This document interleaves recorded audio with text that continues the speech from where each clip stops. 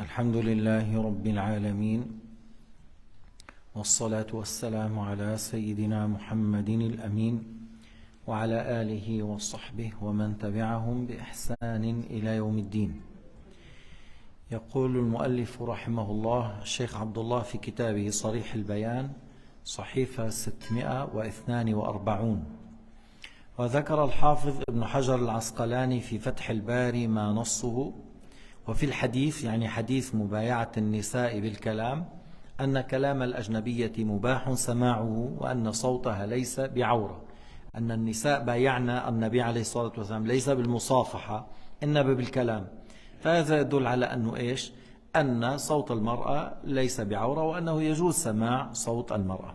ابن حجر العسقلاني dans son livre Fath al-Bari à la 3e ou 13e volume, il a dit, et dans le hadith, quel hadith? Le hadith que lorsque les femmes ont donné le pacte d'allégeance à Sayyidina Muhammad alayhi salatu wassalam, c'était par la parole, parce que les hommes ils faisaient le mubay'a par la main, mais les femmes ne faisaient pas le musafaha, mubay'a par le fait de serrer la main, mais c'était par la parole. Ubay'ukunna ala an la tukhluwanna, yani il y avait plusieurs mubay'a. Et il a dit Ibn Hajar, puisque ça a été par la parole, ça prouve que la voix de la femme n'est pas aura et qu'on a le droit d'entendre une femme qui nous parle. Si on entend sa voix, c'est pas haram, parce que la voix de la femme ne rentre pas dans la aura. وذكر النووي في شرح مسلم ما نصه في حديث كيفية بيعة النساء، وفيه أن كلام الأجنبية يباح سماعه عند الحاجة وأن صوتها ليس بعورة. Il a dit Nawawi dans l'explication de Muslim, Sahih Muslim, que dans ce hadith que les femmes qui ont donné le pacte à Sayyidina Muhammad alayhi salatu wassalam, que on peut entendre la voix de la femme lorsque la personne a besoin de parler avec cette femme, bien sûr va lui parler, il va entendre sa voix. Alors il a dit c'est permis et la voix de la femme ne rentre pas dans la zone de pudeur, ne rentre pas dans la aura. وقال ابن عابدين في رد المحتار الجزء الخامس الحنفي ناقلا عن كتاب القنية: ويجوز الكلام المباح مع امرأة أجنبية. Ibn Abidin, c'est un savant hanafite parmi les deux, dans le 12e siècle. Il a dit, c'est un savant hanafite, il rapporte la parole de Al-Qinya, qu'il a dit c'est permis de parler avec la femme qui n'est pas ta sœur, ta tante ajnabiya, mais la parole qui est mubah, qui est la parole qui est dans les limites de la religion. وفي المجتبى رامزا وفي الحديث دليل على أنه لا بأس بأن يتكلم مع النساء بما لا يحتاج إليه. انتهى. Il a dit encore dans le Mujtaba que oui, dans le hadith, on trouve que on a le droit de parler avec la femme ou d'entendre la femme, même si on n'est pas dans le besoin, mais si on a parlé avec la femme, c'est pas une chose qui est interdite. وفي كتاب أسنى المطالب شرح روض الطالب للشيخ زكريا الأنصاري الشافعي ما نصه: وصوتها ليس بعورة على الأصح في الأصل. هلا هنا قوله على الأصح، الأفضل أن يقول على الصحيح وليس على الأصح، لأن الأصح يعطي أن هذا هناك قول ضعيف وهذا الأصح، لكن الأفضل أن تقول الصحيح لأن القول الآخر غير صحيح. Dans le livre أسنى المطالب شرح روض الطالب de l'imam Cheikh Zakaria al-Ansari, il a dit et la voix de la femme n'est pas aura dans la vie le plus juste.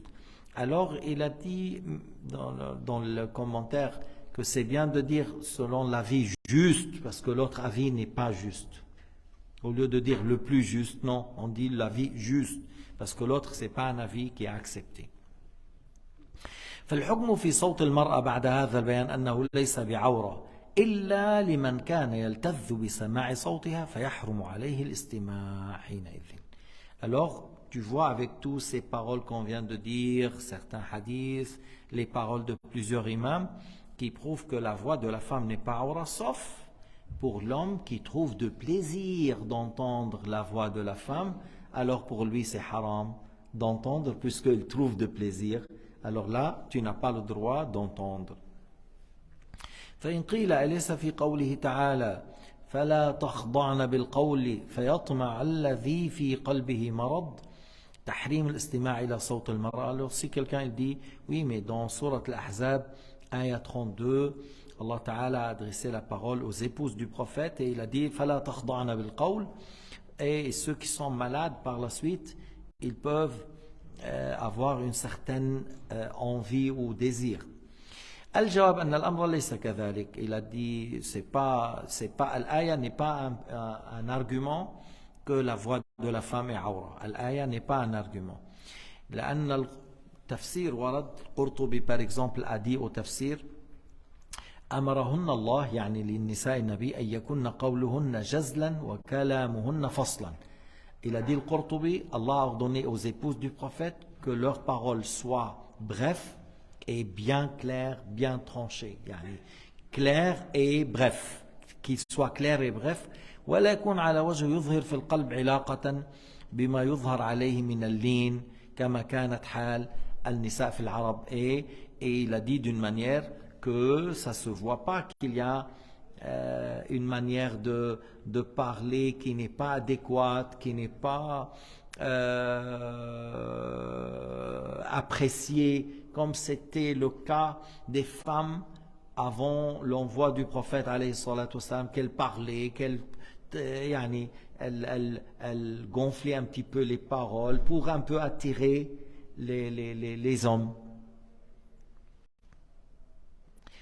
Tarkhim, soit adoucir, c'est-à-dire parler d'une manière pour attirer l'homme. Talyin الصوت ترخيمه أي تليينه. Comme les paroles de certaines femmes pervers, parce que c'était une habitude des femmes pervers qui ne sont pas vertueuses, qui parlent de cette manière, et Allah Ta'ala a ordonné aux épouses du prophète que leurs paroles soient claires et brefs, qui ne se ressemblent pas par leur manière de parler avec les autres. وقال أبو حيان في تفسير البحر المحيط فلا تخضعن بالقول. قال ابن عباس لا ترخصن بالقول. وقال الحسن لا تكلمن بالرفث. Alors il a dit ولا تخضعن, il a dit l'aya فلا تخضعن بالقول. Alors Ibn Abbas il a dit, c'est-à-dire soyez toujours à la hauteur élevée lorsque vous parlez d'une manière qui montre votre niveau, que vous êtes les épouses du prophète. Et le Hassan a dit ne parlez pas par les paroles vulgaires. لا تكلمنا بالرفث. قال الكلبي لا تكلمنا بما يهوى المريب. Ne parlez pas, le Kalbi il a dit ne parlez pas d'une manière que ce qui n'est pas en bon état aiment entendre. Ne parlez pas de cette manière que certains hommes pervers aiment entendre. Ne parlez pas de cette manière. وقال ابن زيد الخضوع بالقول ما يدخل في القلب الغزل. Il a dit Ibn Zayd لا تخضعن بالقول, c'est-à-dire il a dit ce qui fait rentrer dans le cœur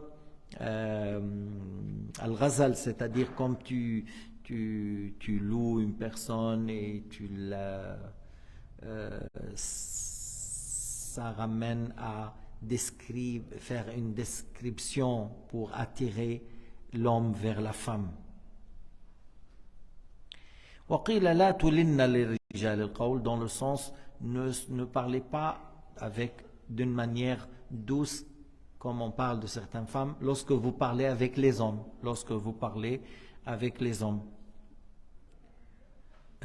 أمر تعالى أن يكون الكلام خيرا لا على وجه يظهر في القلب علاقة ما يظهر عليه من اللين كما كان حال عليه النساء في العرب من مكالمة الرجال برخيم الصوت ولينه. Allah a ordonné aux épouses du prophète de parler avec des bonnes paroles, des paroles justes et de bonnes paroles, et que ce ne soient pas les paroles d'adoucir la voix lorsqu'elles parlaient aux hommes, comme elles faisaient certaines femmes dans la période d'obscurantisme lorsqu'ils parlaient aux hommes. Allah Ta'ala a dit aux épouses du prophète de ne pas parler de cette manière lorsqu'ils parlaient avec les hommes. فيعلم من ذلك أنه ليس المراد بهذه الآية أنه يحرم عليهن التكلم, لأن عائشة كانت تدرس الرجال. De là on comprend que le prophète n'a pas interdit aux femmes de parler aux hommes, mais ne pas parler comme certaines femmes faisaient lorsqu'elle parlait aux hommes dans la période d'obscurantisme pour attirer l'attention des hommes envers elle. Et que Aïcha radiyallahu anha, elle récitait le hadith et il y avait des hommes qui entendaient avec un voile. فقد صح عن عائشة أنها كانت تدرس الرجال من وراء الستار. Ça a été bien confirmé que Aïcha donnait la leçon et parlait des paroles prophétiques en ayant un rideau. ذكر الحافظ ابن حجر في كتابه التلخيص الحبير في تخريج أحاديث الرافعي الكبير ما نصه فإنه ثابت في الصحيح أنهم كانوا يسألون عائشة عن الأحكام والأحاديث مشافهة. Ibn Hajar, dans son livre Talkhis al-Habir, il a dit que les hommes posaient des questions à Aïcha, posaient des questions et ils entendent al-hadith de sa bouche, par sa voix. وروى الحاكم في المستدرك عن الأحنف بن قيس قال سمعت خطبة أبي بكر الصديق وعمر الخطاب وعثمان بن عفان وعلي بن أبي طالب رضي الله عنهم والخلفاء هلم جرى إلى يوم هذا فما سمعت الكلام من فم مخلوق أفخم ولا أحسن منه من في عائشة رضي الله عنها. الحاكم il rapporte de l'Ahnaf ibn Qais. L'Ahnaf ibn Qais, il a dit, j'ai entendu, c'est connu l'Ahnaf ibn Qais, c'est un chef dans son tribu, il a dit, j'ai entendu le discours de Abu Bakr, j'ai entendu le discours de Omar, j'ai entendu le discours de Uthman, de Ali ibn Abi Talib, et les khulafa après. Il a dit, mais jamais j'ai entendu la parole plus beau et plus respectueux comme lorsqu'elle parlait à Aïcha radiyallahu anha. C'est-à-dire, Aïcha, il avait une voix avec plein de charisme et clair. Il a dit, lorsque j'entendais le hadith d'elle, lorsqu'elle parlait des lois et de l'islam, j'aimais comment sa manière de parler, c'est-à-dire d'une manière respectueuse et ça montre qu'elle est une femme sage, une femme savante, bien posée. وفي التفسير يعني pour dire que la voix de Aïcha n'est pas aura, comment il a dit الحافظ بن قيس, j'ai entendu sa voix. وفي التفسير الكبير للفخر الرازي عند تفسير قوله تعالى وقل للمؤمنات يغضضن من أبصارهن الآية ما نصه وفي صوتها وجهان أصحهما أنه ليس بعورة لأن النساء النبي صلى الله عليه وسلم كن يروين الأخبار للرجال. Alors dans le grand tafsir de Al-Fakhr al-Razi, c'est un grand tafsir parce qu'il y avait plus que 20 volumes. Et dans le 23e volume, il a dit au sujet de l'aya وَقُلْ لِلْمُؤْمِنَاتِ يَغْضُضْنَ مِنْ أَبْصَارِهِنَّ, il a dit au sujet de la voix de la femme, il a dit il y a deux avis, mais il a dit l'avis qui est juste à ce sujet, qui est plus juste à ce sujet, que la voix de la femme n'est pas aura, parce que les épouses du prophète rapportaient la parole du prophète et les hommes entendent, et on n'a pas dit que ça c'est haram. قلت ومنهن عائشة رضي الله عنها كانت تحدث الرجال بحديث رسول الله وتفتيهم ولم تكن تغير صوتها. Alors le cheikh il a dit Aïcha, elle rapportait la parole du prophète alayhi salatu wassalam, elle enseignait avec un rideau les hommes et elle répondait à leurs questions sans qu'elle change la voix, parce qu'il y a certains, par exemple en Syrie, ils disent que si par exemple quelqu'un il tape la porte, on dit qui, par exemple Abu Hani, telle personne, alors alors il a dit la femme lorsqu'elle lui parle, elle lui dit qu'est-ce que tu veux? Il a dit que la femme lorsqu'elle parle derrière la porte, il faut qu'elle met le tissu comme ça, la voix il sera moche, mais c'est pas juste, c'est pas obligatoire. D'ailleurs Aïcha elle parlait, elle ne changeait pas la voix, elle mettait pas quelque chose lorsqu'elle parlait. Et vous connaissez que les épouses du prophète, ils ont plus de jugement de se préserver des hommes que pour les autres femmes, parce que Allah leur a ordonné de couvrir le visage, et les épouses du prophète sont les mères des croyants, et il y a plus des choses, et malgré ça elles enseignaient les hommes, elles rapportaient le hadith aux hommes. وكذلك كانت تحدث بعض النساء من آل صلاح الدين الأيوبي حديث رسول الله للرجال. Encore on parlait de certaines femmes de la maison de Salah ad-Din al-Ayyubi, elles rapportaient le hadith aux hommes. ومن راجع كتب طبقات المحدثين والحفاظ والفقهاء لوجد عامر بتراجم من أخذ منهم العلم سماعا وقراءة عن النساء. C'est-à-dire celui qui regarde dans les livres de hadith, ceux qui rapportent le hadith. Par exemple, tu vas trouver Ibn Asakir. Il a appris chez 1000 hommes et 300 femmes. Il a appris le hadith. Tu vois qu'il avait par ses mashayikh, il y avait des hommes et il y avait des femmes.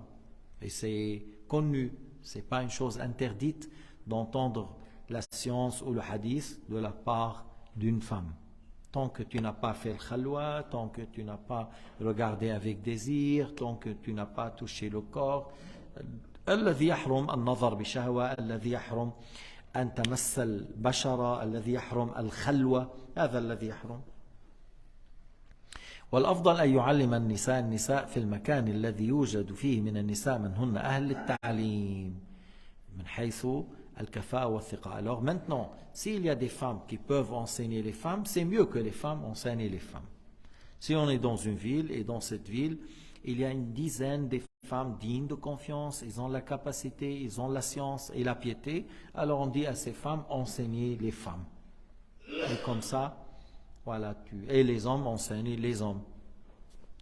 Maintenant, si derrière, comme ici, là, et les femmes sont là-bas, par exemple, il n'y a pas de problème, comme ils peuvent assister à la prière de Jumu'ah, à la prière des 5 prières, il n'y a pas de problème. Wallahu subhanahu wa ta'ala a'lam wa ahkam. والحمد لله رب العالمين وصلى الله على سيدنا محمد وعلى آله وصحبه وسلم تسليما كثيرا.